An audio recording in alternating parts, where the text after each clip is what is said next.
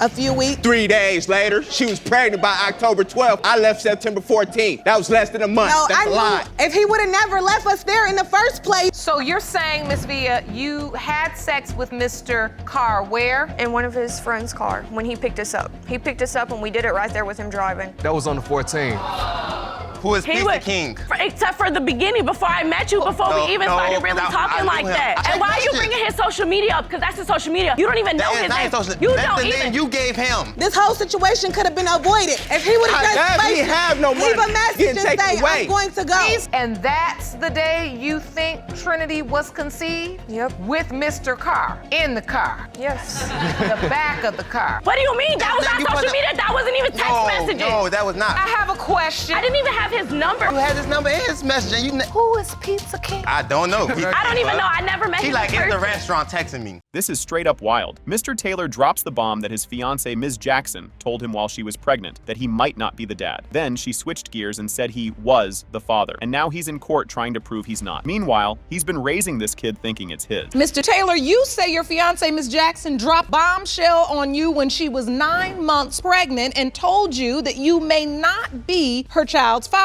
Yes, Your Honor. She later changed her mind and said, are Raymond's father. Yes, Your Honor. And while you're hoping he's yours, you're here today to prove that Raymond is not your biological child. No. This is crazy intense, y'all. Mr. Taylor says today's results will either save or end his whole relationship. He's been doing all the dad things, clothes, food, playing with the kid, and is ready to walk out if the child isn't his. So, Mr. Taylor, what is riding on today's result? Well, this relationship, I've done too much for the kids. I've been there since day one, raising this kid, fathering the kid, clothing the kid. I do everything for this child. And the only thing that I do know is that if this child ain't mine, I'll be walking out this courtroom today a single man. You all are engaged. You have a family together. So there is a lot at stake here. Yes, Your Honor. Buckle up because this is about to get messier. Ms. Jackson admits she had an affair with a guy she met at a shelter, Mr. Green, while Mr. Taylor was off trying to better their lives. She says she felt alone, turned to Mr. Green for emotional support when she thought Mr. Taylor abandoned her. Yeah, you heard that right. She says Mr. Taylor has every reason to be suspicious. A few years ago, we just packed up and we moved to Florida for a fresh start. I met Mr. Green, a shelter. We ended up becoming intimate, but Mr. Taylor left me and my children stranded in Florida while he went away to, I guess, chase his dreams, knowing that we had nobody and knowing that we had nothing. Oh man, the plot thickens. Mr. Taylor says he left to get a better job in Atlanta to help the family, but Ms. Jackson fires back, accusing him of leaving her stranded with the kids. Now they're arguing about whether he tried to contact her or not, and it's basically a he said, she said mess. Both are super heated, and neither is backing down. Mr. Taylor, did you leave her stranded? Yes, for a job opportunity in Atlanta. You gotta understand, it was my girlfriend and our kids in a shelter. I couldn't do nothing there because it wasn't no job opportunities in Orlando. And at He didn't try to get in contact with me. At the youth shelter. I tried to get in contact with him. I didn't even know that he was in Atlanta for 2 days. I was blowing his phone up. Well, no, you're gonna be upset when I tell you where I am. Things are really heating up now. Mr. Taylor claims Ms. Jackson hooked up with Mr. Green right after. He left for Atlanta. He's convinced she got pregnant just a few days after he split, while Ms. Jackson says it didn't happen that fast, and she blames him for leaving. The back and forth is intense, and you can feel the tension in the room. A few weeks. 3 days later, she was pregnant by October 12th. I left September 14th. That was less than a month. No, That's a lie. If he would have never left us there in the first place, this whole situation could have been avoided. If he would have just been a man about the situation, They have no money. Leave a message and say, away. I'm going to go. He's saying, but Miss Jackson, when I left, you never sent no money. Let's get some order.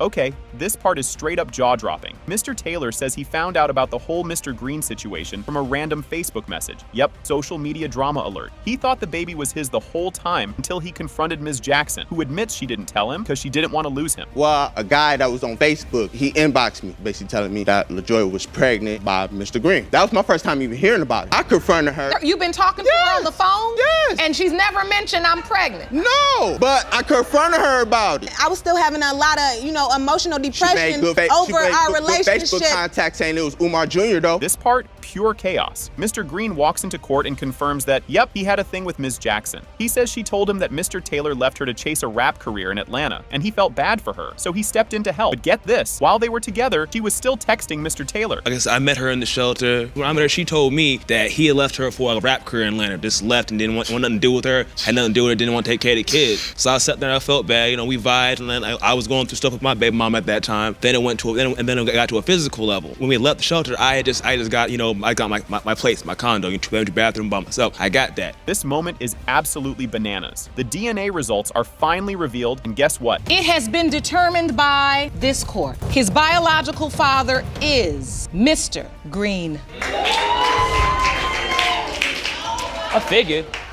Okay, buckle up because things get awkward and crazy right from the start. The judge introduces the case of Valentine versus Jordan. Ms. Valentine is super confident that Mr. Jordan is the father of her baby, while Mr. Jordan is equally sure he isn't. It's like a showdown, and you can already tell this is going to be one wild ride. Ms. Valentine, you are here to prove your 3.5-month-old son, Michael Jordan, is the defendant's biological child. You claim Mr. Jordan did not deny your son until you moved on and began dating other men. Oof! Ms. Valentine wastes no time calling out Mr. Jordan for being a total liar right in front of everyone. She accuses him of pretending like he wasn't involved during the pregnancy. She drops the bomb that he even cut the baby's umbilical cord and asked her to name the kid after him. This is where the real fight begins, and you can feel the drama cranking up, but just wait, it's about to get even more personal. You don't believe you are little Michael's biological father? No, not at all. That's a lie. Because this whole pregnancy after birth, you begged me to name him after you. And you've been there through my pregnancy. I mean, you cut his cord. So if you want to keep lying in front of this judge, it's going to cause problems for you outside this courtroom. Yes, I suggest that you tell the truth because it's going to cause a lot of problems. But that was because if it was my kid and I wasn't there, then I would feel bad. This has to be one of the funniest and most random things said in a courtroom. Ms. Valentine explains she met Mr. Jordan on a dating app because she was looking for a one-night stand.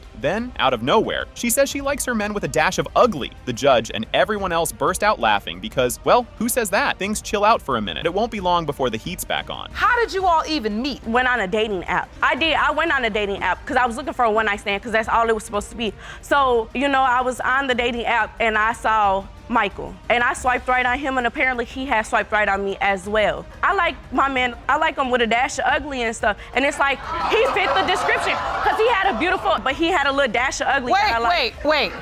Just when you think you've heard it all, Mr. Jordan tells the story of how he popped over to Ms. Valentine's house and found another guy there. He walks in, sees some dude leaving, and his jealousy meter shoots through the roof. He's convinced something shady's going on. But just wait till you hear what Ms. Valentine says next. It gets even weirder. Well, I'm knocking on the door, nobody coming. The lights off upstairs. Who is this? Somebody with hair like mine. He came downstairs. He opened the door. The first thing I asked, who is he? She's like, no, he just here for the kids. He was cleaning up my house. Tell me why ESPN was playing in her room with messed up sheets, Your Honor. She don't know. She don't watch basketball. Can you even name an NBA player besides LeBron James? Michael Jordan. Yeah. Michael Jordan. Now this is where things take a turn for the ridiculous. Mr. Jordan starts talking about some mystery guy he calls Pizza King, and apparently there were some flirty messages. He says the text proved Ms. Valentine was talking to other dudes while claiming he's the father. But seriously, who even named someone Pizza King? Stick around, because the real answer about the baby's father is just around the corner. Who is Pizza King? Except for the beginning, before I met you, before we even started really talking like that. And why are you bringing his social media up? Because that's his social media. You don't even know his name. That's the name you gave him. What do you mean? That was not social media. That wasn't even text messages. No, that was not. I have a question. I didn't even have his number. You had his number and his message. And Who is Pizza King? I don't know. I don't even know. I never met him. She like, it's the restaurant texting me. You could cut the tension with a butter knife. The judge is about to read the DNA results, and everyone's holding their breath. It has been determined by this court. Mr. Jordan, you are the father.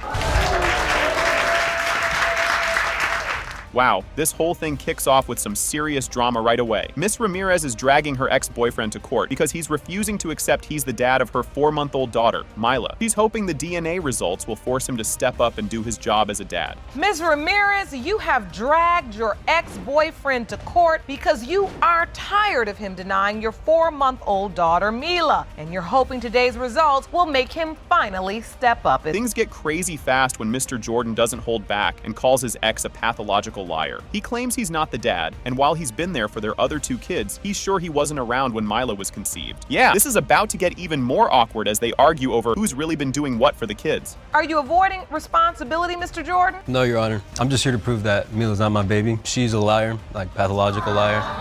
We have 2 other babies together, and I've taken care of Levi and Adrian. Like, I've stepped up. I've changed their diapers. Like, Adrian was here for 7 months. I took care of him. I do everything for them. The last time you came was That's last because you don't week. let me. What you mean? You don't let me. No, because you're broken. You don't have the money to come down. Well. You won't believe it, but Mr. Jordan says he had already moved to another state and had moved on before Mila even became a thing. He explains that because of this, there's no way he could be Mila's dad.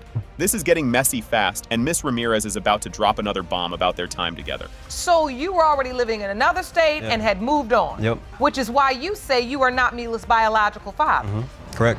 Miss Ramirez, if Mr. Jordan was living in a completely different state, you've testified he didn't have any money to come back. The week he had came to visit, he was coming down with a friend. During that time, we were having unprotected sex. I had told him that I wanted another child with him. Hold up, things get wild. Miss Ramirez admits they were having unprotected intimate violence. During the week she says Mila was conceived. She says the timing fits, but Mr. Jordan claps back with a pay stub saying he was in another state. Yeah, this is the part where the whole thing starts spiraling into chaos, and he pulls out proof to defend himself. Of March 18th through March 24th. Yes, the whole week, unprotected sex. And this is the week you say you got pregnant. Yes. Your Honor, that's not, she's lying. I have proof right here that I was in Georgia. I got a pay stub. So this is proof that I was working in Georgia. you were working in Georgia. This is a check for you, Elias Jordan, dated the 22nd of March, 2018. Just when you think this can't get messier, Miss Ramirez reveals she slept with another guy right after Mr. Jordan left. She claims they used protection, so there's no way it's his baby, but this only makes the whole situation crazier. Oh, but wait, because Mr. Jordan's got something up his sleeve. A witness is about to come in. A week after he left, I did sleep with someone else, but I did use protection and he did pull out. A day and a half later when I took a pregnancy test. Your Honor, there's no way, and on top of that, she said that she had actually slept with someone before and she thought she was pregnant by another guy when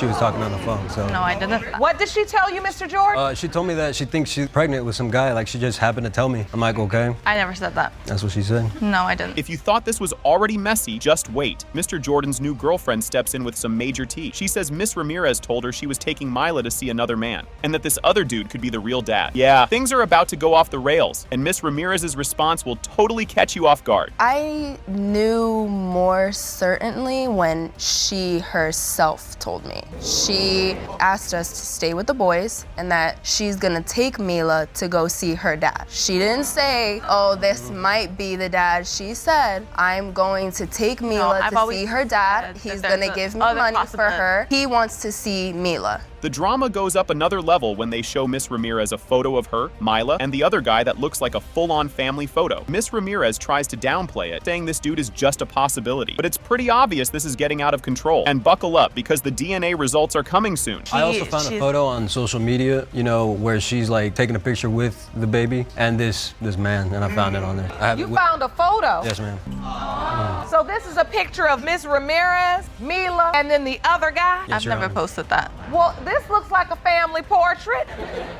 Does he believe he's Mila's biological father? He knows he's a possibility. The moment of truth is here, and it's big. It has been determined by this court. Mr. Jordan, you are the father.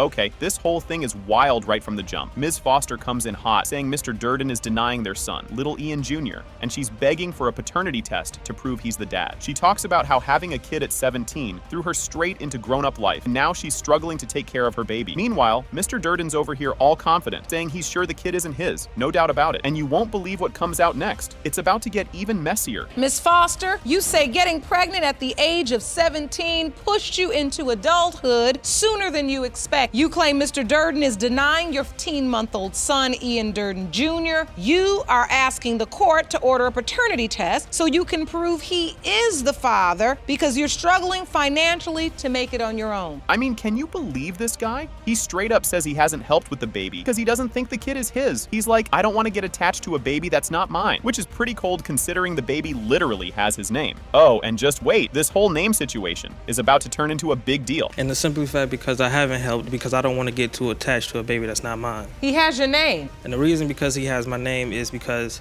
I was kind of like pushed to sign a birth certificate. No, that is not true. We used to talk all the time about, you know, if we have children, like I want my son to have my name. I want to have my son to have my name. Your Honor, he is definitely the father of this child. Now things get super awkward when Mr. Durden pulls out the "I used condoms" defense. Says every single time they hooked up, he had protection on, so there's no way he's the dad. Ms. Foster is like, No, not always. And boom, their argument takes off like a rocket. This back and forth is about to get even more ridiculous, so buckle up for some major drama. Every time we had sex, I used condoms. And that is not true. And I That have is- proof that of is that actually not true. being true. And that's why you're saying, Mr. Durden, the court should not order a paternity test. There's no need because you say you used a condom every single time. Exactly, because I spent my money on condoms.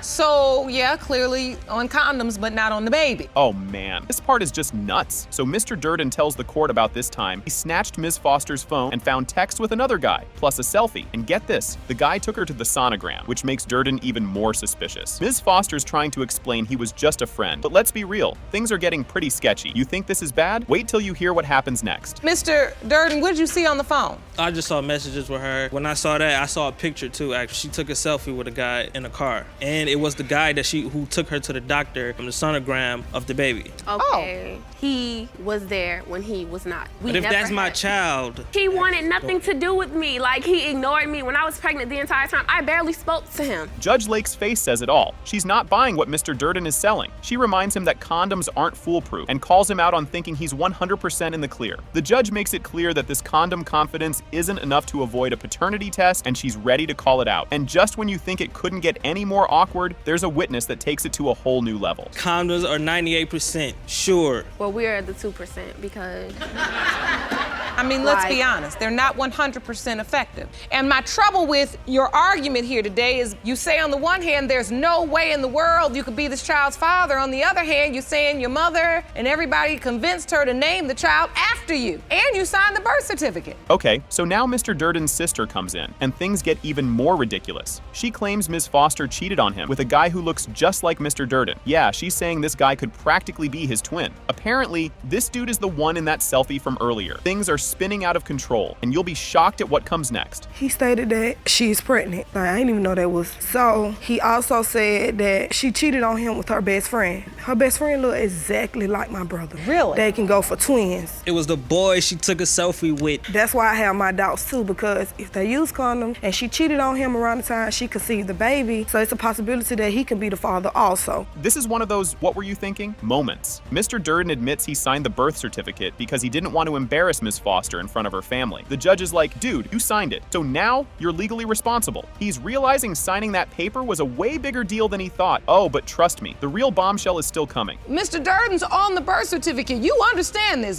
We don't need to have a test. That's not my child, but you are that child's legal father because you signed your name on the birth certificate. So by not wanting a paternity test, you're basically saying, this is not my child, but I agree to be financially responsible for him for the rest of his life till he's 18 years old. Here it is, the moment we've all been waiting for. It has been determined by this court. Mr. Durden, you are the father.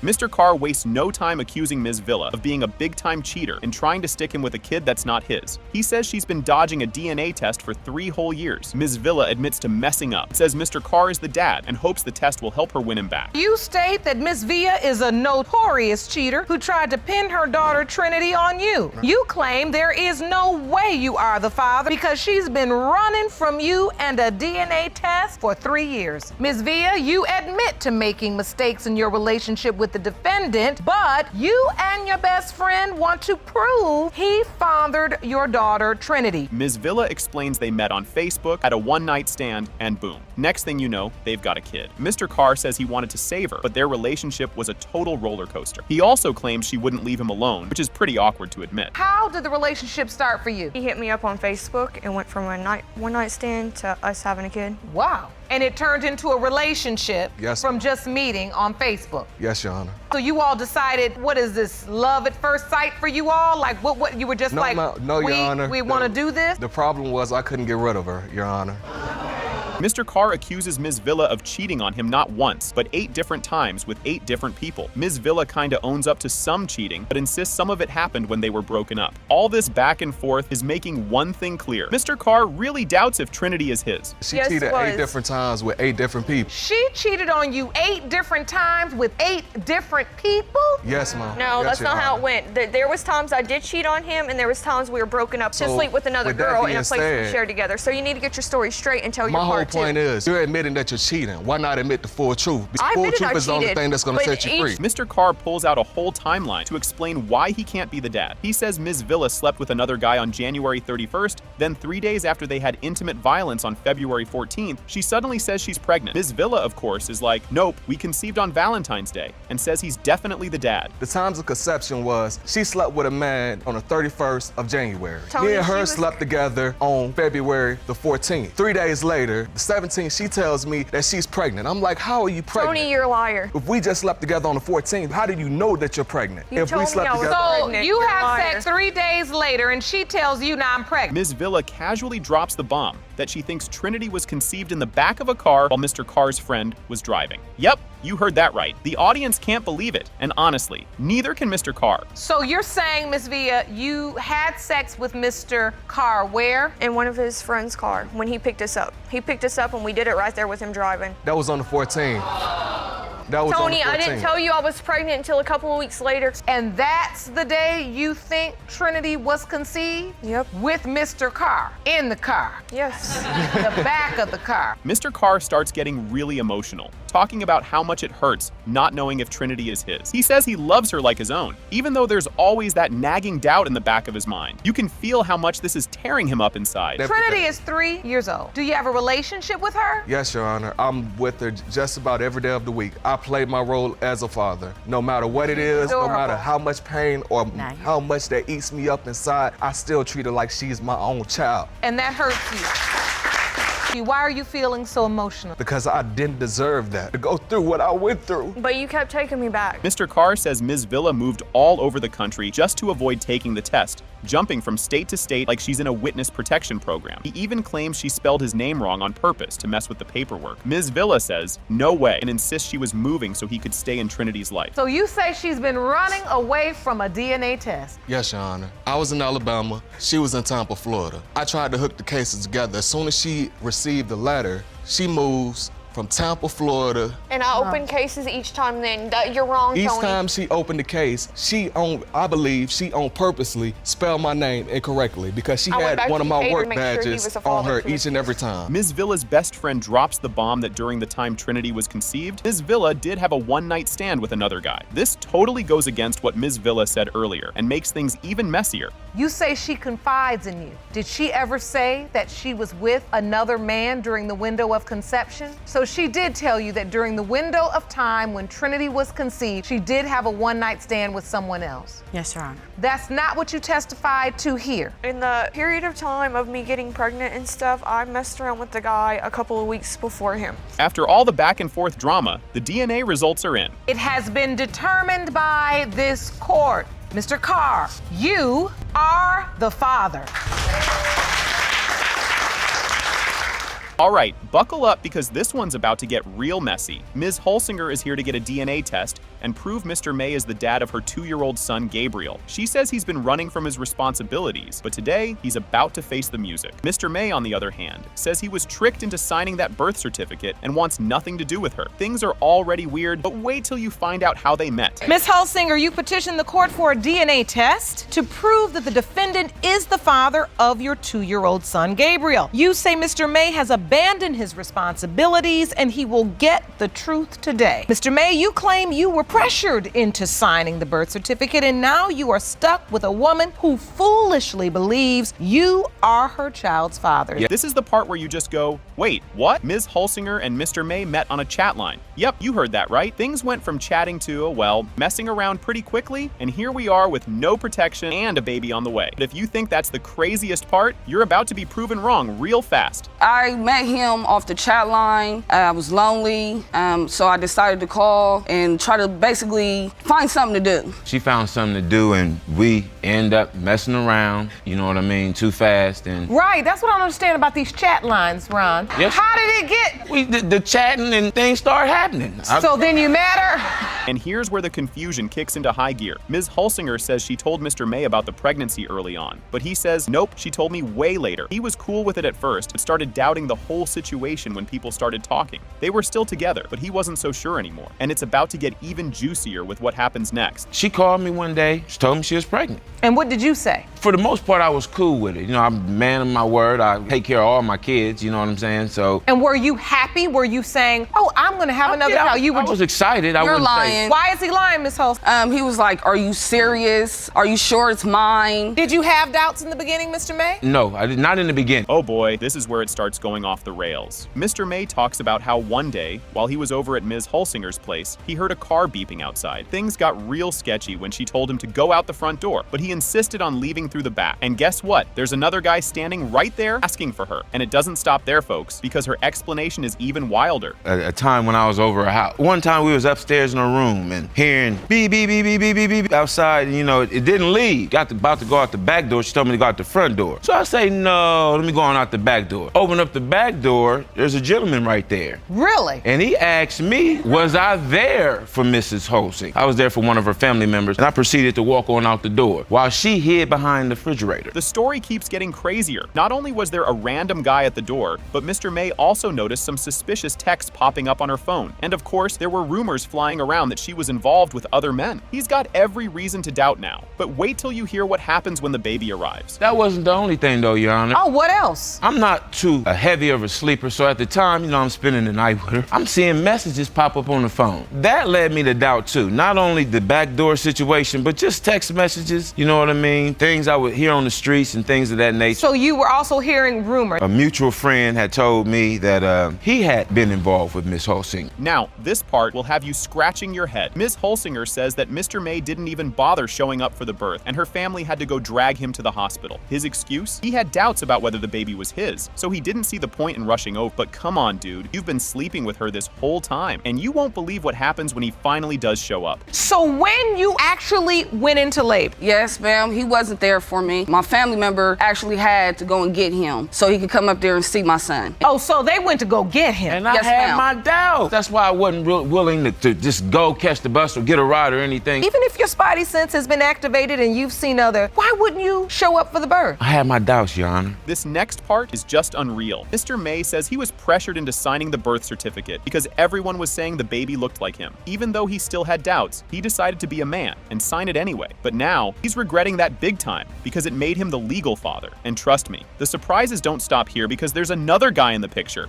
In your court papers, I see here, it says you signed the birth certificate too. Yes, How did that happen? Pressure. So Yeah, I'm getting, he has your nose, he has your head. What are you gonna do now? This, that. And I'm just like, let me just be a man. Let me sign the birth certificate. If it's mine, I'm gonna deal with it. Because at that point, her family has come and picked you up. Yeah. Hold up, you thought it was messy before? Just wait. Ms. Holsinger drops a bomb and admits there was another guy she was seeing at the same time, who Mr. May calls refrigerator guy. She was also intimate with this other man around the time of conception. So now there's a real question about who the father is. But guess what? The plot thickens, and there was already a DNA test before this. That she told him that they were gonna have a happy family together and move away. And who is this person? I told you he was a stalker. He just pops up anytime I was moving. Your Honor. Oh, that's the same guy from the refrigerator Yes, scene? ma'am. Yes. It has been determined by this court. Mr. May, you are the father. When I said you go across that aisle and hug your daughter, the first thing you did was look at your wife for permission. I didn't miss that. Amen by that. Amen And I by want that. to make sure we're clear if no one's let you know. You don't need permission to love your child. Amen. At all. So I didn't want my son to grow up and not know who his father is. Yes, I admit to my wrong. I was wrong for messing with two guys at the same time. But I'm here today to try to prove to him that that is his son. You know what I'm saying? And it hurt me because my son asks about him every day. This is already sounding like it's going to be a crazy ride. The court session starts, and Judge Lake jumps right into it, addressing everyone. Things are just getting warmed up, and you won't believe what comes next. Ms. Jackson, you've dragged your ex-boyfriend to court to prove he fathered your 26-year-old daughter, Tanika. You claim he's denied her since birth because you were caught in a love triangle with him and his wife. It's about to get real messy. Ms. Jackson says Mr. Brown owes her a whopping $2,624 in child support. Sparks are already flying, and this is just the start. start. Stay tuned for more shouting. 1 week ago, you reopened your child support case in which you state Mr. Brown owes you $20,624.08. Yes, Your Honor. Mr. Brown, you and your wife claim you can't be the father because you were on the road for 3 months during the time of conception. That's true, Your Honor. You've basically taken care of your daughter alone. Yes. Oh, here we go. Ms. Jackson says she met Mr. Brown at a club where he told her Drusilla was just a friend. Later that night, they end up at an apartment. And who barges in? You guessed it, Drusilla. Ms. Jackson had no clue this was going to be drama central, and you'll never believe what's coming up. I met him at the club, and we started talking, we started dancing. He told me he'll be back. When he left with his wife, Miss Brown, I asked him who she was. He told me if she was just a friend. So he came back to the club, and then we went to the apartment. We was in the back of the room. She came in the door. She said, come on out, let me talk to you. I didn't know that he was dating her because he told me they had broke up. Drusilla is not letting this go. She catches Mr. Brown and Ms. Jackson together again, this time in a club bathroom. Drusilla let Ms. Jackson go, kept her eyes on her man, and just when you think it can't get any crazier, it totally does. He wasn't in the club. I said, well, there was one place he could be because his car was still outside. So I knocked on the door of the bathroom. I said, Dwight, I know you're in there. I said, open this door. He cracked it a little bit. So when I pushed it open, she in there, done him in the bathroom. But I told her, I said, you can go. So you find him in the club in the bathroom? Yes, ma'am. Okay, this part is like something out of a sitcom. Drusilla comes home and hears noises coming from her closet. You can just feel Drusilla's frustration as she realizes Mr. Brown is still fooling around. And if you thought this was wild, there's a lot more coming. When I got to my apartment, I unlocked the door with the key. So at that point, I heard my closet door slide open. When I got inside, I went right to the closet, opened the door. She standing up there naked, had my man in my house. So even, he kept fooling around with her, like you say, going back and forth. So you knew that he kept an affair going with her? Yeah, off and on. Yes. Mr. Brown finally admits he's been with both women at the same time, unprotected, but he's also throwing shade, saying he saw Ms. Jackson with another man, so he doubts he's the dad. This love triangle is a total mess, and it just keeps getting messier as they go deeper into the story. Were you sleeping with both of them without protection? Yes. So why do you deny that Tanika is your daughter if you know you've been with this woman over a span of time? I've seen too many things happen.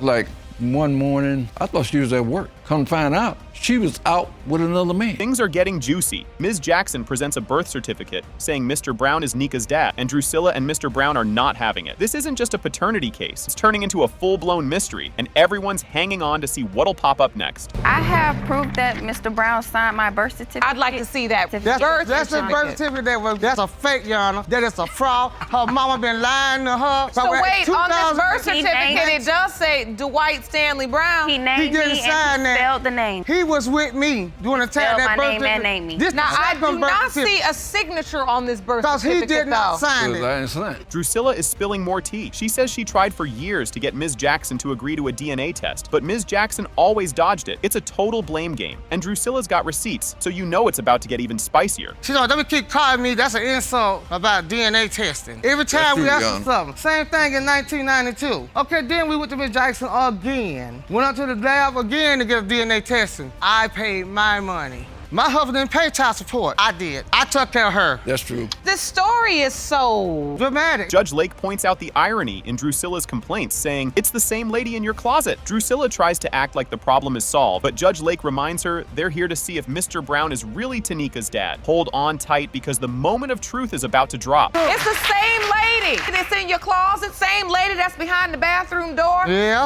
It's the same lady. But that doesn't mean that Tanika is not your husband's biological That's all I ever wanted to know, Your Honor. Well, that's his daughter. That's why we're here. Yes, ma'am. Round the envelope, please. Yes, ma'am. This is it, the big reveal. Judge Lake opens the DNA results, and yes, Mr. Brown is confirmed to be Tanika's dad. Emotions are flying everywhere, but don't leave yet. There's still one more twist. It has been determined by this court. Mr. Brown, you are her father. Jesus. This last bit is unbelievable. Judge Lake asks Mr. Brown to hug his daughter, and he actually looks over at his wife to check if it's okay first. With that, the courtroom wraps up, but Judge Lake leaves everyone with some wise words on family, forgiveness, and facing the truth. When I said you go across that aisle and hug your daughter, the first thing you did was look at your wife for permission. I didn't miss that. Amen about that. Amen And I about want that. to make sure we're clear if no one's let you know. You don't need permission to love your child. Amen. That's right. Yes, ma'am. All right, Folds. Things get wild right from the start. Miss Jackson tells everyone she's here to confront her husband's mistress and prove this baby isn't his. You can already feel the tension. And we're only getting started. The mistress stands her ground and says she knows the baby is Mr. Jackson's. With the audience hanging on every word, you can tell this showdown story couldn't get more awkward. Wait until you hear how Mr. Jackson introduced his wife. Miss Jackson claps back, pointing out there's a big difference between wife and BM. And oh, this back and forth is just the beginning of the name calling. But Judge Lake asks Miss Lipscomb if the affair stopped once Mr. Jackson went to jail, and she flat out admits it didn't. The audience gasps as she confesses they were still friendly, and you can practically feel everyone waiting to see what's going to come out. Pulls out some surprising evidence, hinting there might be another possible father. Judge Lake digs in, ready to uncover more about Miss Lipscomb's love life. you believe that there's Things are cooling down. Miss Jackson drops a big surprise. She's pregnant. Now, the room is buzzing, and everyone's looking at Miss Lipscomb, wondering how she'll respond to this news. Isn't impressed with Mr. Jackson's non-committal attitude and wants some answers. Judge Lake is so over his wishy-washy replies. She's about. The big moment is here. The paternity results are revealed, and jaws drop. Mr. Jackson, you are not the father. Thank you. It's still over.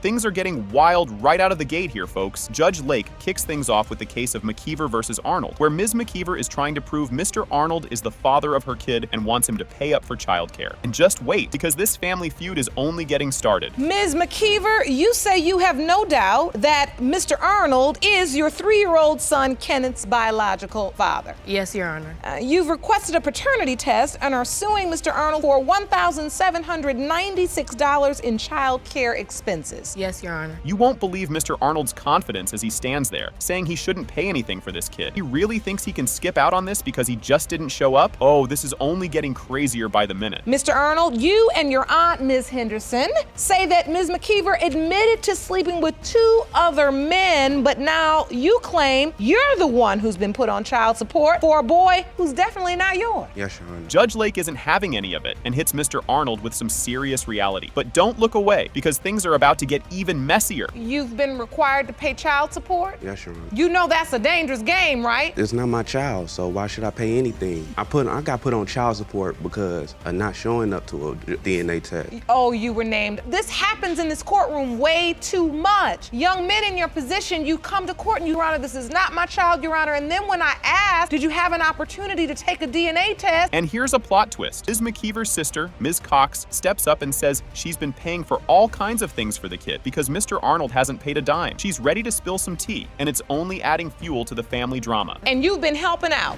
Yes, ma'am, I have. Paying for expenses. Haircuts, shoes, clothes, milk, anything that little boy needs. If she calls me, he have it, you know. With the understanding that she's responsible for paying you back this month. And that is, yes. Get ready for a bombshell. Mr. Arnold's aunt, Ms. Henderson, says there's a mystery guy that might be the real father, not her nephew. This whole maybe another dad twist really shakes things up, but the tea is still brewing. Everything is not being said. There was another young man involved who was supposed to be these kids' dad. 2 years, now all of a sudden, my nephew is being blamed for these kids. Because if they was, why would you name another man saying that they was the dad? Who is this young man? Do you know? I don't know him personally. Who is No, this I other don't. young man, Ms. McKeever? The other young man that I was with, he ended up going away. Ms. McKeever dives into the timeline of her romantic encounters, and let's just say it's complicated. Judge Lake looks like she's about to need a flow chart to keep up with this one. Pretty much you were with Mr. Arnold, having sex with him unprotected the whole month of December. But when you got pregnant, your doctor told you that the window of conception was about 24th of December to the 31st? Yes. You say you were intimate with the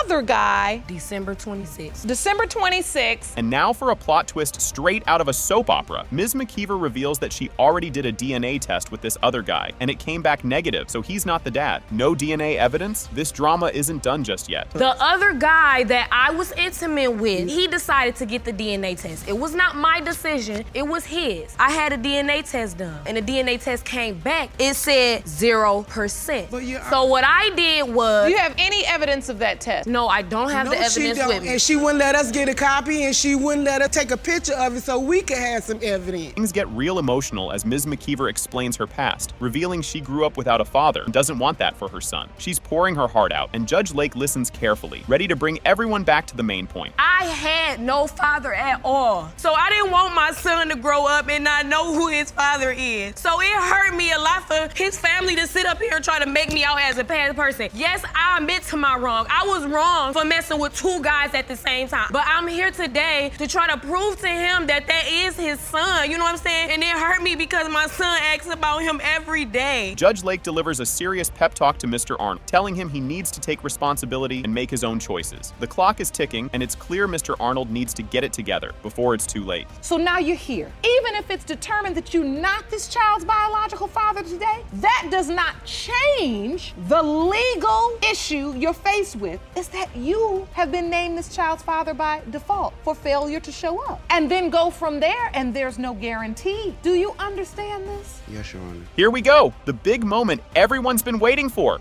It has been determined by this court. Mr. Arnold, you are his father.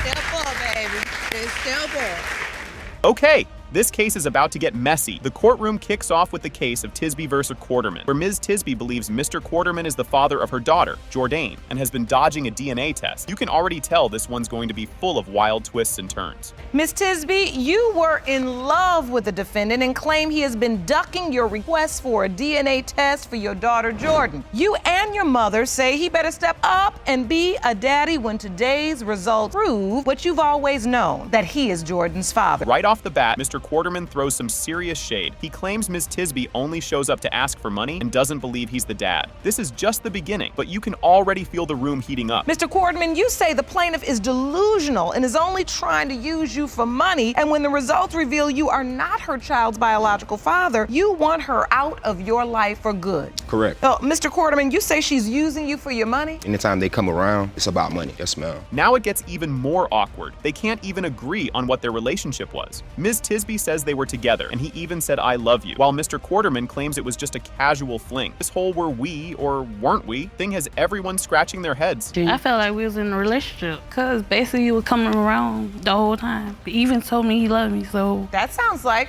a relationship. You honestly, love her, you come I have around love all for her. the time. I have love for her, but not in love with her. She came about in a time in my life where, you know what I'm saying, I was kind of down and out, and me and her both was helping each other. The baby situation came about, you know, and I told her from the beginning, since it was another guy. And then, boom! Ms. Tisby's mom takes the stand and makes things way more dramatic. Just when you think it's all cleared up, a new twist jumps in. No. So wait a minute, you'd pick him up and bring him over to your house? I bring it to him. We stayed next door to each other. We had a two-stair house. She stayed on one side of the house, and I had my own house. Basically, at night, he creeped at night, and sometimes I seen him sometimes in the daytime, but he basically was staying there at night. Things get real emotional as Ms. Tisby talks about Jourdain's birth and some truly heartbreaking stuff. Emotions are running high, and it's clear this story has layers on top of layers. When Jordan was born, Mr. Quarterman was there or not there? No, he wasn't. When I was pregnant, I told him everything. He came when I was pregnant, holding my stomach and everything, doing all that. But now she's not yours.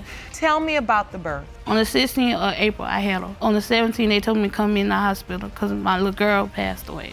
Just when you think you've heard it all, Mr. Quarterman pulls out the Facebook proof. The judge and everyone else can't believe they're looking at Facebook evidence in court. Who knows what's next? But she had posted some things online asking, you know, I guess Facebook about am I the father or not. What are you submitting to the court, sir? Yes, a Facebook post. She was asking Facebook, do I look like the child, or, you know, whatever the Oh, case. it's a split screen of baby Jordan. Yes, ma'am. And you. And That's she writes, do she look like him, yeah or nah? For us to be in a relationship and everything like that, that is a booking photo for when I got arrested. Get ready for the they totally look alike argument as Ms. Tisby's mom brings out baby photos. The courtroom's buzzing, and everyone's waiting to see if this who looks like who thing will actually help. What evidence did you bring, ma'am? Let me see. 2 baby pictures. And one thing about it, Your Honor, just let me speak. I understand what he trying to say, but if you lay with somebody, you got to pay the cost. Y'all laid together, y'all stayed together, y'all been together. You could deny what you want to deny, but like I said, now when this baby come out to be yours. Now things go from heated to about to explode as everyone argues. It's getting wild in here, and all eyes are on Judge Lake to see what she'll say next. And that's why your daughter just handed up this particular evidence. The first picture is a picture of Mr. Quarterman as a baby, and then the next picture is a picture of Jordan. You feel like they look exactly alike. Yes, ma'am. And you say even his family members say. Yes, his mother. Yep. His mother said it.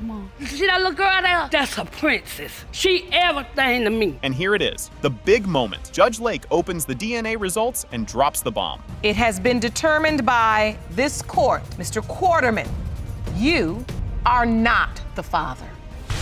What? Huh. Shantina.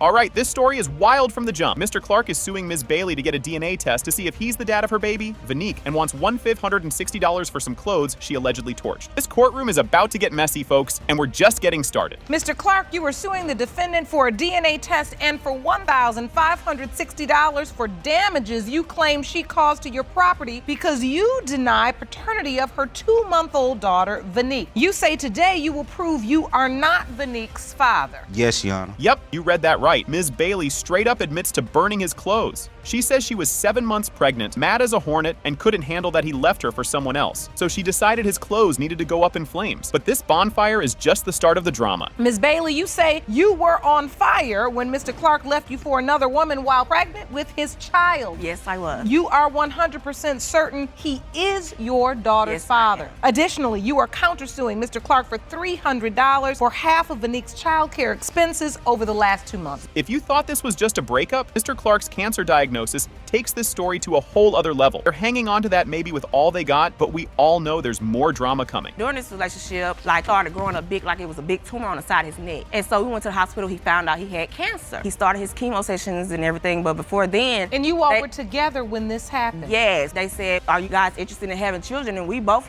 no. And they was like, well, there's an 80% chance that he can't have children during his chemo. So you know I can't have kids. But there's still that 20% that he can. Mr. Clark's doubts just keep getting louder, thanks to both science and his new girlfriend whispering in his ear. Oh, the plot thickens, and he's definitely not done talking. Your doubt stems from the fact that as you're undergoing chemotherapy, you've been informed by your doc that this would affect your ability, possibly. Yes. And that's why they suggested to you freeze some of your sperm, because they knew that there was a chance that this treatment could affect your chances of having children. Yes, ma'am. You proceeded with your treatment. Here comes the science. They even brought in a doctor to clear things up, and things got even more confusing. Looks like the science talk didn't help, and now everyone's looking around like, what now? It depends on the type of chemo, the dose, the age of the patient. However, if you ask for general statistics, it is about 77%. How old were you at the time you were receiving the treatment, Mr. Clark? I started receiving treatments at the age of 26. Well, as you can see, Ms. Bailey is focused on that 20% chance. Unfortunately, it only takes 1 sperm. Ms. Bailey gets super emotional here, hoping Vanique can have a dad, especially since she grew up without one herself. It's a tearjerker moment, but we all know Mr. Clark still got doubts, and it's about to get real again. Brings you to tears when you see your baby? Yes.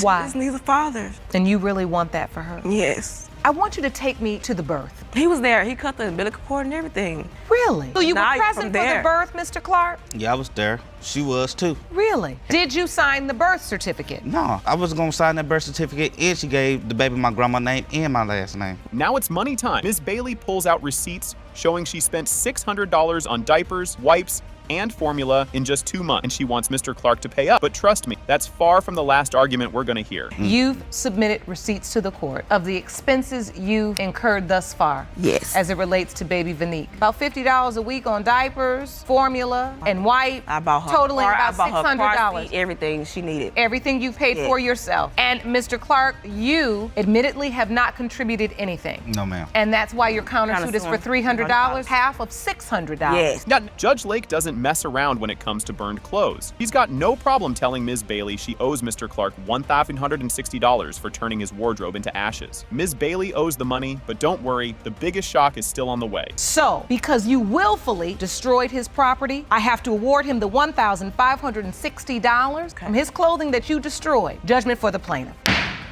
Moving forward, I think we're ready for the results. Burn no clothes no more. You all done? Yes. A lot of unfinished business here. I hope you taking note, Miss Hudson. You quiet over there. Just poke, both of you, back and forth. You can't even get the result. Here comes the moment we've all been waiting for. DNA results are in, and it's a jaw dropper. It has been determined by this court. Mr. Clark, you are not the father. I wanted him to be the father. I wanted him to be there. All right, folks, you won't believe what's about to go down in this courtroom. Judge Lake starts things off, introducing the case of Martin v. Pinner. Ms. Martin admits she made a big-time mistake around the time she got pregnant with her daughter, Royal Blue. Things are just heating up, and it's only the beginning. Ms. Martin, you admit to making a huge mistake around the time you conceived your daughter, Royal Blue. You claim that one moment of weakness will cost you your fiancé if you cannot prove today that he fathered your child. This relationship sounds like it's hanging by a thread. Ms. Martin shares that things are so bad that Mr. Pinner has moved out of the bedroom and now lives in the living room. The tension between these two is wild, and you can just tell there's more drama on the way. Well, at this point, me and Romeo have no relationship because of the paternity of our daughter. I made one mistake back in the past that he knew about, and now he's claiming that he knows nothing about it. The relationship is in turmoil. Yes, he completely moved out of the bedroom. Like, he lives in my living room. Oh, and here's where Mr. Pinner's side of the story kicks in. And trust me, it's not pretty. His trust issues are real, and this whole thing is starting to sound like a soap opera. She says that she let me know right away, but it was a month later after she found out that she was pregnant. No, that's true. You know, when you feel like that is why would I fake it and just, be laying in the bed with somebody that's already lied to me, then I'd be dishonest to the relationship. But you were laying in there before. You were dishonest with me in the beginning, and you're dishonest with me now. The reason why I'm not sleeping in the bedroom is because I'm not sure if Royal is mine or not. Now, Ms. Martin tries to explain her side, and it's, well, messy. Their stories do not match up, and the arguments are getting louder. I'm going to tell her about the mistake. At the point in time, Romeo was doing him, as we say, partying, not coming home. I completely moved to Wisconsin with him. I even said, if I come up here for you, I'm about you, we're gonna do our family thing. And when I got up there, it went totally left. He left me in the home by myself. It'd be days at a time before I saw Romeo. Just when you think you've got the story straight, Mr. Pinner drops his version of the truth, and it's totally different. These two can't agree on anything, and it's all going off the rails. So it's your testimony, Mr. Pinner, that she didn't tell you the day after the party. She told you 1 month after she was already pregnant. Exactly, Your Honor. She said, well, I have something to tell you. When I had that party, I woke up the next morning. I'm pretty sure I had sex, but I don't know who it is. Like I said, that's very irresponsible. To this day, I don't even know the person's name, I didn't wait a month. I told you the next day. I was honest from the jump. So, Ms. Martin? Hold on, because now they're bringing up all their issues from way back. Mr. Pinner claims Ms. Martin changed after having their first child, started partying more. Judge Lake points out they've both been playing the blame game, and it's seriously messy. Like, how do these two even live together? After she had our oldest daughter, she changed completely. I guess she felt like she missed something. She started to go out partying, kicking it, in clubs. We got a child. You leaving me here with the child. I work and go to work and try to take care of my family and provide. You are turning this whole around. I have made my mistakes. Excuse me. I have had made my mistake. But at the same point in time, we were supposed to work with it. Judge Lake isn't holding back here, giving some advice on why tit for tat never works out. The judge isn't sugarcoating anything, and you can feel the tension rising. She moves to a different state, following behind you. When she gets there, you still out and about doing things. He out hanging out, he don't want to come home, I'll start partying. We hear this too much. Now, thing I tell women all the time, we lose the tit for tat every time because you lose your senses and you do something stupid and you get pregnant. Yes, ma'am. And here we go. Ms. Martin reveals she actually left Mr. Pinner during her pregnancy because things got so bad. Their arguments are all over the place, and it's hard to know who to believe at this point. He participated for about 3 or 4 months. That's not true, Your Honor. He went to doctor's appointments with me, Your Honor, yes, I did. until I decided one morning I walked, because he didn't come home. I packed everything I owned in that house and I went home. And it took him 24 hours to even realize it took all I had to pack up my daughter, me being pregnant, and all my clothes to go home, to leave this man. Judge Lake takes a second to talk to Ms. Martin, who's clearly feeling guilty, and it's kind of intense. She says she regrets her mistakes and just wants her family back. This moment gets pretty real, and it makes you wonder if there's any hope for them. Like I said, Ms. Martin, we never win this game of tit for tat. And I can see how hurt you are, because I'm sure when you moved and followed him to Wisconsin, this is not what you had in your mind. No, ma'am. And to be honest with you, Mr. Pinner, I'm sure this is not why you asked her to come. This is not what you planned either. No, it wasn't. This is not what you all had in your mind. And I can see, Ms. Martin, you are not proud of what you did. This is not who you are. Judge Lake asks the million-dollar question if Royal Blue is his daughter. Would Mr. Pinner actually stay? He says he would, but he needs to let go of the past. Judge Lake tells him he can't keep bringing up the party if they're going to move forward, or they'll be back in court soon. This is the moment of truth. They're about to find out if he's really Royal Blue's dad. If Royal Blue is your biological daughter, can you unpack that bag? Yes, that's exactly what I want to do. I'm a straight shooter in here now. When you unpack that bag, you have to unpack it with an intention to let go of the baggage of the past. Yes, sir. Now, you just can't unpack the bag and then on a random Wednesday just decide you're gonna get mad again because she had that party. I understand what you're saying, Your Honor. Or we'll be back here again. All right, here we go. The big reveal. It has been determined by this court. Mr. Pinner, you are the father.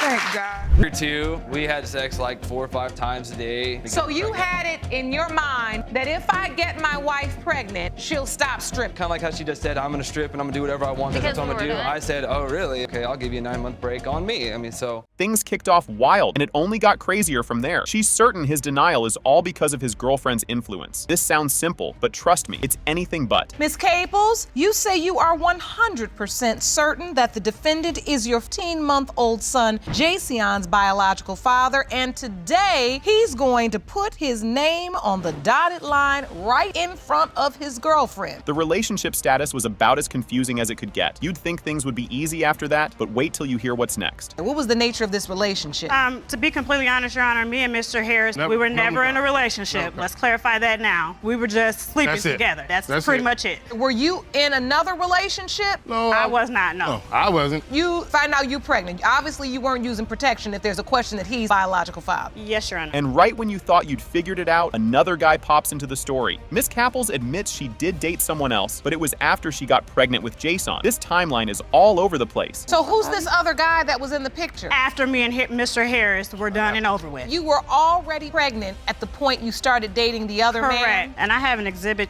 if I could show you. Absolutely. Please step over to the podium. Thank you. As you can see, my son Jason was born January 9th, 2016. Me and Mr. Harris were intimate for 9 months, all the way up until May, the beginning of May. If you thought things were weird before, now it's exhibit a time. But Mr. Harris is like, maybe? Since he was apparently seeing other women too and doesn't remember the exact dates. I mean, could this case get any messier? Mr. Harris, if you don't remember whether or not you were with her, is it because you were involved more than one woman? So that's why you really can't say for certain who you were with on what date. Now, Ms. Caples, I have to ask you, were you involved with more than one man? No, I was not, and he did not tell me that he was dealing with other women while me and him were talking. So I did not know that he was playing. Men usually don't tell you. They want to keep She went through my phone and texted other women back. This part, total shocker. Just when you think you've heard it all, the story somehow gets even more awkward. When we contacted Mr. Harris and told him that Ms. Shatera Caples summoned him for a DNA test, he said, I don't know who you're talking about. I said, Muffin? That is correct. I'm pretty sure I told him my name. Would you remember Shantira or would you remember Muffin? Would I go by around town? If you having sex for that many months with the same person without using any protection, you gotta at least know their name. Just when it seems like it can't get worse, we learn Mr. Harris wasn't there when Jason was born. You'd think things couldn't get more uncomfortable, but oh, they do. Did he get to come to the delivery room? He didn't have a ride, Your Honor. He didn't have a ride? Have a ride. No, I was at the work when she delivered the baby. The next morning I came up there and I looked at him. He didn't look like me at all. No, he does and not. I had my doubt. I had been had my doubts. But like I say, everybody around town says that she goes around saying it's another guy's baby. Did you sign the birth certificate? No, I did not. Because you did not want to, or you were not even asked? And here's where the cringe hits max level, as if things weren't heated enough already. Hold on, what is this about the hospital room, Ms. Kate? She was undergoing surgery, getting ready to have my tubes tied. That is my job. Your Honor, as a woman, I would not want to be in a room with a woman that's having my boyfriend's baby. Okay, so you were the patient. You work at the hospital, right? Yes, ma'am. And then that was where they told you your station or where you were supposed to be? You were assigned to that? Today, we got our stuff to do. Yes, ma'am. Things got intense as Mr. Harris admits he wasn't so sure Jayceon was his son, thanks to rumors and Miss Kapples' comments. Now, everyone's on edge to see if he's the dad or not. Have I heard all your doubts, Mr. Harris? A lot of people around town telling me it's not mine, and let's say that's her words. People are telling you if he's not yours,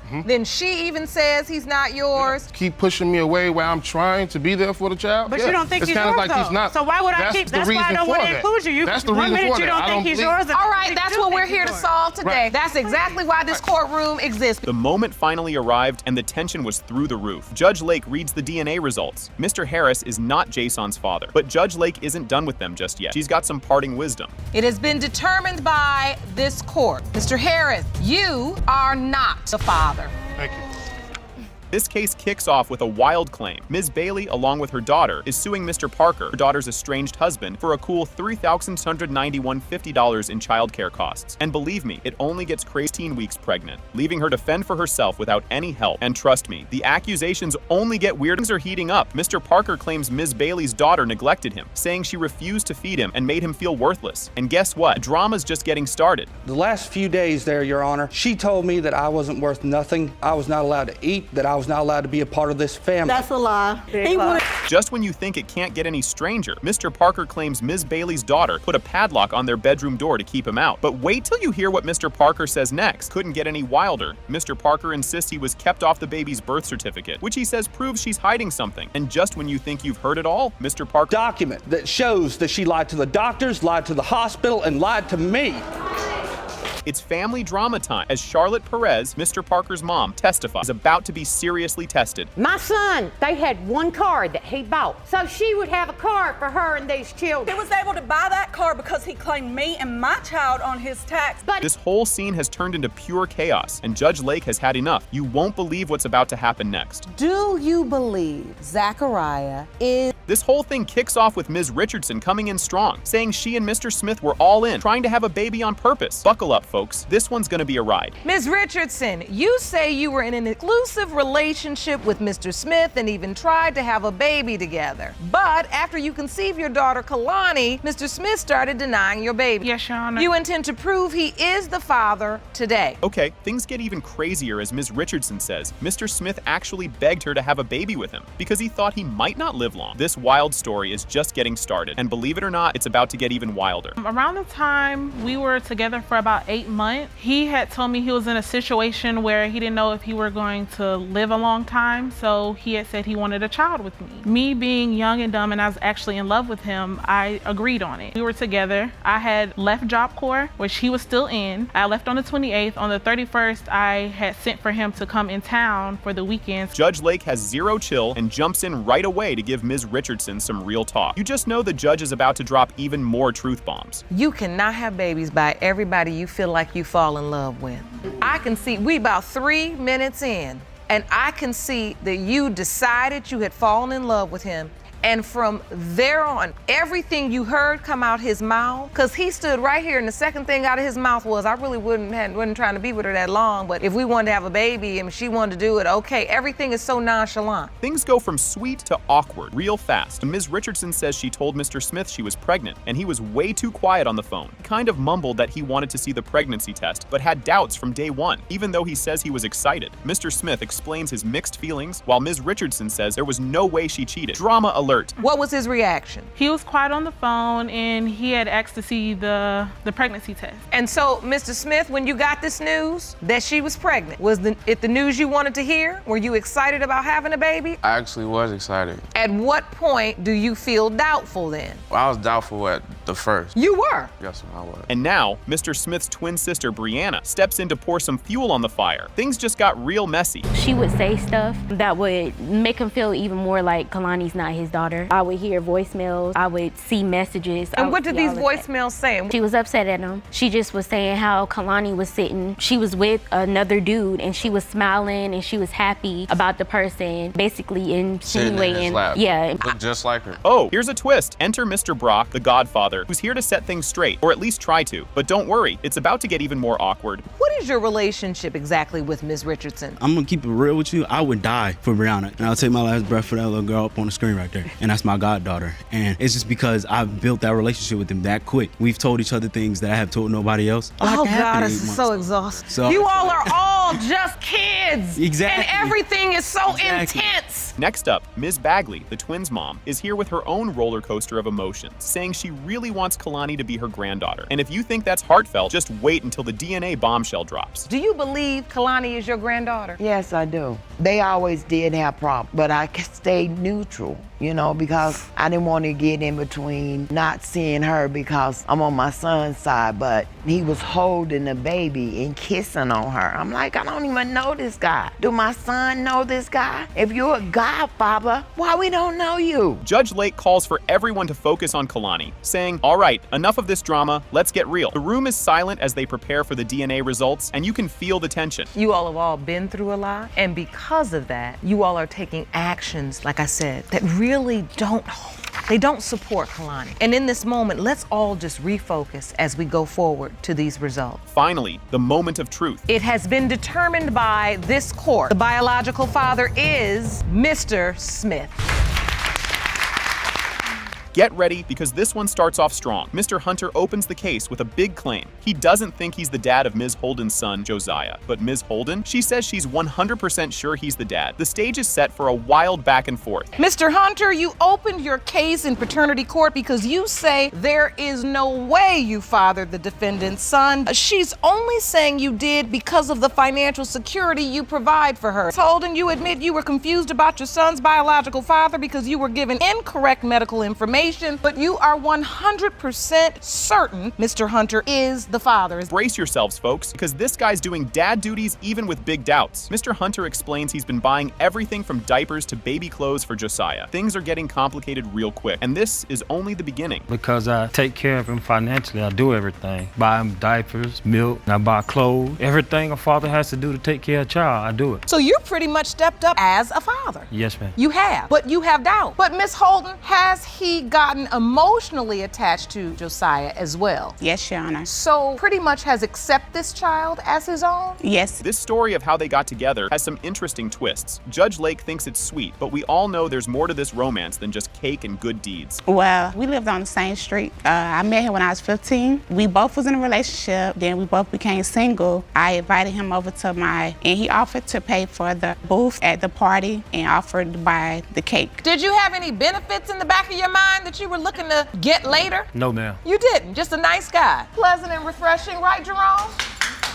Hold up, they can't even agree on what happened the first night. Ms. Holden says they got cozy on her birthday, but Mr. Hunter says, nope, that didn't happen. If they can't even agree on this, it's gonna be a long, bumpy ride. So at what point did you all turn this platonic friendship into a sexual relationship? Did you what about dating? How did this happen? The night of the party, we both was intoxicated. Oh. I invited him over, yeah, but one thing led to another. That night we didn't sleep. Yes, we did, Your Honor. So on the birthday night, you said you did have sex, and Mr. Hunter, you say you did not. Yeah, we did that night. Things are getting messy, folks. They argue about using protection. Hunter says yes, Ms. Holden says no. And wait until you hear about how she dropped the pregnancy news on him. So were you having sex with protection? No.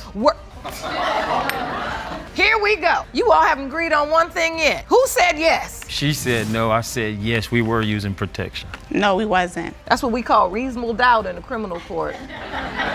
So now listen, you're having sex, one says you're using protection, one says you're not. Are you having sex with anybody else? When Ms. Holden tells Mr. Hunter she's pregnant, it's pure drama. Just when he thought things couldn't get worse, she tells him there might be another dad possibility. Get ready for a bombshell about the birth certificate. So when you find out you're pregnant, you got one friend that you dating that Mr. Hunter is aware of, and now you've also made this friend, Mr. Hunter, into a sexual partner. When you get pregnant, who do you tell? Mr. Hunter. What happened? I called him over and he came over and I was so sleepy and he was like, you must be pregnant because I'm sick. This is a real wait, what moment? Ms. Holden admits she put another guy's name on Josiah's birth certificate, even though Mr. Hunter has been the one paying for everything. And yep, we're about to dive into due date confusion. Did you put Mr. Hunter's name on the birth certificate, Ms. Holden? No, Your Honor. Did anybody bring a copy of that birth certificate? I have evidence. I'd like to see that. This is Josiah's birth certificate? Yes, Your Honor. Mr. Hunter, is that your last name under? No, ma'am. Whose last name is that, Ms. Holden? The other guy. The other guy. Oh, you think this story makes sense? Think again. It's like a math puzzle gone wrong, and the suspense just keeps climbing. In November the 15th, this is when I slept with Mr. Hunter. I went to the doctor. My first due date they gave me was August 2nd. I went back to the doctor, and they gave me August 9th, and I slept with the other man on the 18th of November. When you had the original due date, for you counted back. Yes, that Mr. Hunter was the father. Grab a tissue, folks, because this part's kind of sweet. Mr. Hunter shares that he's grown attached to Josiah, who's just started calling him Dada. What he says next makes everyone's heart break a little more. You know, Mr. Hunter, I can see this really bothers you. I mean, it bothers me because I'm starting to get attached. He recently just started coming to me, so. But you know this baby is coming to you because he thinks you are his daddy. Right. And you're starting to form a bond. I mean, he recently just started calling me Dada, so, you know. That's a beautiful thing when you hear a child say that. Ms. Holden opens up about her own past, and things get real. Judge Lake gives her a soft look, knowing what's at stake, and the audience braces for the DNA results. Because I grew up without a father. It affected me emotionally because I was into sports. I didn't have a father figure there to support me. And now I have a little boy that might be a football. He needs a father there to support him. And your fear is Mr. Hunter will leave or not be as present in this child's life. It's not his biological child? Yes, Your Honor. Talk about a jaw dropper. It has been determined by this court. Mr. Hunter, you are not the father.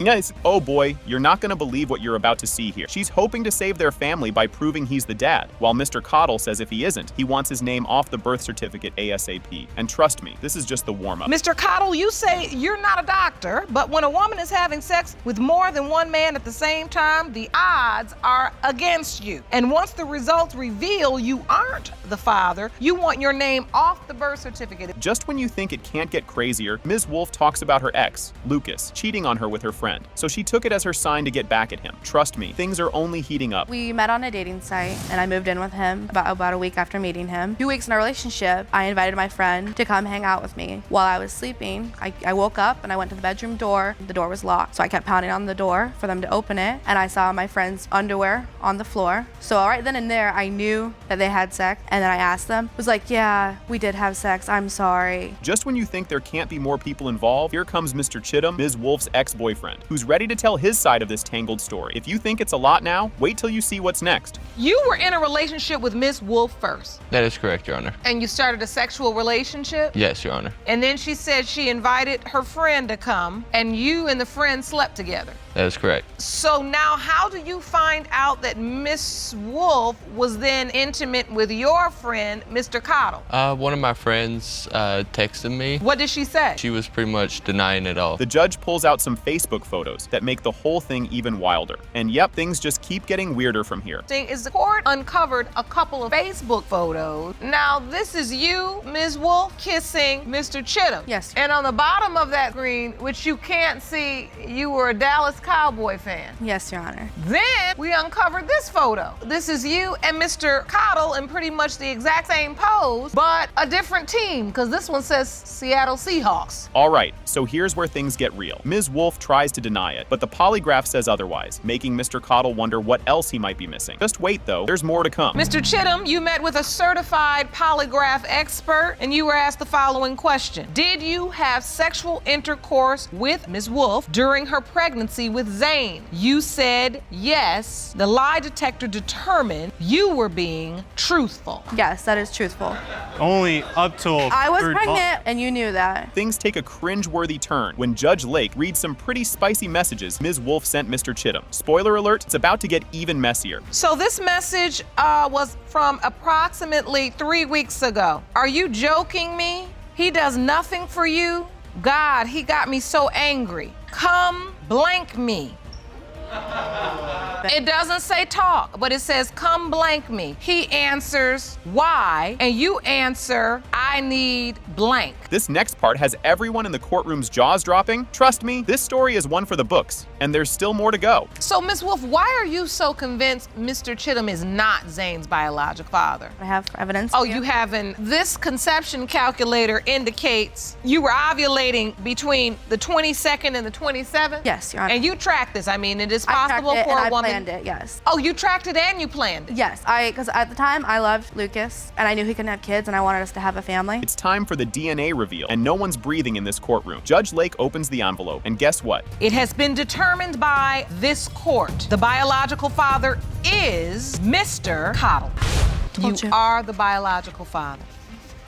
Oh, buckle up, because this case is wild from the start. He's here asking for a paternity test to figure things out, but hold on to your popcorn. It's about to get even juicier. Mr. Threlkeld, you state that while you were out of the country serving in the military, your wife paraded around town with other men, and she has admitted to cheating multiple times. You claim you are not sure if you are the father of her third child, 18-month-old Liliana, and have asked the court for a paternity test. This story is so crazy it sounds made up, but here we go. While he was in Afghanistan, Mr. Threlkeld got a super random tip that his wife was stripping. And trust me, the courtroom isn't ready for what Mrs. Threlkeld has to say next. Actually, ma'am, I was overseas in Afghanistan. A soldier of mine came up to me and tapped me on the boot, said, hey, I need to go outside. We need to talk right now. Me and him got into some words, so I thought we were gonna, settle it. Well, it turns out his wife and my wife were friends, and she had found out that she was actually stripping as we spoke. At the time, the internet lounge got on Facebook and asked her, hey, is it true you're doing what I told you I didn't want you doing at all? Wait till you hear this. She says she wasn't doing anything wrong and only started exotic dancing because her husband wasn't bringing in enough cash. Her reasons don't really make it better, and you just know things are about to get even messier. First of all, we were done. He hacked my Facebook. He invaded my privacy. He looked into my stuff, into my messages. So that's how we found out. What did he find? There were messages, but actually, ma'am, see, she's gonna. That's already a lie. I got on there, and on the inbox, I see, oh baby, I can't wait to see you later on tonight. I had a great time with you. I went together. It's been amazing. These are the messages you're seeing. And here's the part where they totally disagree on whether they were done or not. Just wait, because what he says next is about to make everything way more complicated. You thought your marriage was over? Up as it may be. Yes. Because you all had an argument about you stripping and you hung up. We hung up and we said it was done because I wanted to do what I want to do. You wanted to do what you wanted to do. Exactly. And why is it that you wanted to strip? Because we got married too young. Well, I needed to She wanted to be a hooker in training, will so you she'd just start let stripping? me talk? Well, No. Just when you think it can't get sadder, we find out about Mr. Threlkeld's heartbreaking return. His frustration only grows, and things are far from over as they head to the next explosive moment. When I actually went out, the day I was supposed to come back home from overseas, we were told before we even got on the plane that the news was going to be there. I get there, and not my father, my mother, my wife, like I said, we'll quote that, weren't even there. They call everybody's names up, everybody's clapping and cheering. They come to my name, and it's just dead quiet. No one was there. So as everybody's getting ready to go home, I'm sitting there with my bags. I didn't even have a phone yet, so I couldn't even call her. I'm sitting there under a street light, army bag on one side and a suitcase on the other. Now this part is straight out of a soap opera. He decides to call up the guy his wife's been chatting with, but it's not exactly the convincing response he was hoping for, and things just keep heating up with the next argument. Because I saw the guy, she hadn't fully admitted that she's been seeing this guy, so I snatched the phone from her and I started going through it. There was a number that she'd called like 13 times. So I called him right back, and he answers the phone, hey, I said, who is this? Are you the one that's... And now her defense, she starts laughing, saying, I knew he was just going to say that. He's just saying that to make you mad. And it was ridiculous. I mean, that was just the only defense. So when he calls the guy on the phone, you deny. What was he thinking? Kind of moment. Mr. Threlkeld reveals he thought a baby might actually fix things. His plan didn't go exactly as he thought, and now things are about to get even more awkward. When I got back home, within those first week or two, we had sex like 4 or 5 times a day. So you had it in your mind that if I get my wife pregnant, she'll stop stripping. Roger, because that's going to definitely what she tells me, kind of like she just said, kind of like how she just said, I'm going to strip and I'm going to do whatever I want because that's what I'm going to do. I said, oh, really? Okay, I'll give you a 9-month break on me. I mean, so. Here's where the drama gets cranked up. He wanted her to take a lie detector test to settle his doubts once and for all. The shocking stuff just keeps coming as we finally get closer to finding out the truth about Liliana. Mr. Threlkeld, you asked your wife to take a lie detector test at some point. Before she came back, I said, look, obviously the path we're going down right now isn't a good one. My insecurities, I'd like you to take a lie detector test. And She kept saying, oh, yeah, it's fine, I'll do it, you know, no big deal. She starts, you know, getting nervous. I could start telling from body language and, you know, tone of her voice, she was getting nervous. We She don't need a tells lie me straight detector out. test. We just need communication. This is where it gets brutal. Mrs. Threlkeld admits there's only a 50-50 chance that Liliana is her husband's daughter. It's a super tense moment for everyone in the room, and just when you think you can't take any more, it's finally time for the big reveal. Do you think, honestly, that he is the father of Liliana? It could be 50-50 chance, honestly, Your Honor. Anybody got a quarter? Do you understand that for a man, for any person, that would be really hard to accept? There is a part of me that listens to you both talk and sees that one, if not both of you, maybe still wants to make this work. And here's the moment everyone's been waiting for. Pertaining to 1-year-old Liliana, Mr. Threlkeld, you are Liliana's father.